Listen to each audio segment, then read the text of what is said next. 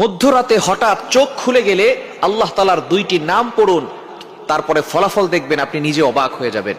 মধ্যরাত, এই রাতটা হচ্ছে রাতের শেষ অংশে যদি আপনার চোখ খুলে যায় তাহলে মনে করবেন আল্লাহ তাআলা আপনাকে সফলতার দ্বার প্রান্তে পৌঁছে দেওয়ার জন্য আপনার চোখটাকে খুলে দিয়েছেন।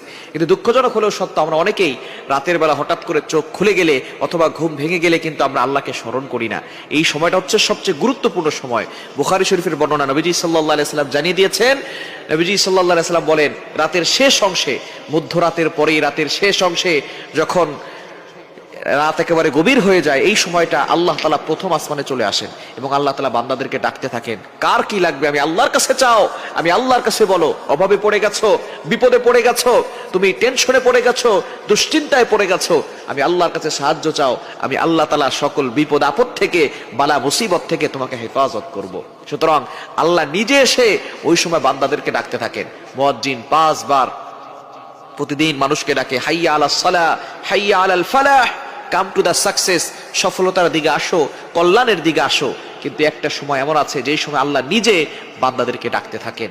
এই সময়টা হচ্ছে মধ্যরাতের পরে রাতের শেষ অংশে। এই সময়গুলোতে, এই সময় যদি আপনার চোখ খুলে যায়, আপনি এই আমলগুলো করতে দেরি করবেন না। আপনার ওযু করার দরকার নাই, ওই অবস্থায় আপনি আমলটি করবেন। আল্লাহ তাআলা দুইটি নাম পড়বেন 11 বার করে। কয়বার? এবং দুইটি নাম পড়ার আগে আপনি 3 বার দুরূদ শরীফ পড়বেন। দুরুদের ভিতরে সর্বশ্রেষ্ঠ দুরুদ হচ্ছে দুরুদ ইব্রাহিম। আমরা নামাজ যেটা পড়ি এই দুরূদটি বেশি বেশি পড়ার চেষ্টা করবেন। আল্লাহুম্মা সাল্লি আলা মুহাম্মদ ওয়া আলা আলি মুহাম্মদ কামা সাল্লাইতা আলা ইব্রাহিম ওয়া আলা আলি ইব্রাহিম ইন্নাকা হামিদুম মাজিদ।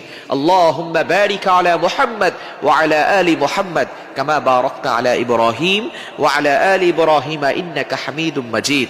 এটা আপনি 3 বার পড়বেন। আর যদি এটা একটু বেশি কষ্ট হয়ে যায় তাহলে সাল্লাল্লাহু আলাইহি ওয়াসাল্লাম, সাল্লাল্লাহু আলাইহি ওয়াসাল্লাম, সাল্লাল্লাহু আলাইহি ওয়াসাল্লাম, এটা 3 বার পড়বেন। এরপর আল্লাহ তাআলা দুইটি গুণবাচক নাম পড়বেন। আল ওয়াহ্হাব, এটা পড়বেন 11 বার। আর হচ্ছে ইয়া ফাত্তাহু, এটা পড়বেন 11 বার। এই দুইটি নাম পড়ে আপনি আল্লাহর কাছে দোয়া করবেন, দেখবেন আল্লাহ তাআলা আপনার সকল চাওয়া পাওয়াগুলো কবুল করবেন, আপনার নেক আশাগুলো আল্লাহ তাআলা কবুল করবেন। আল্লাহ তাআলা নিজে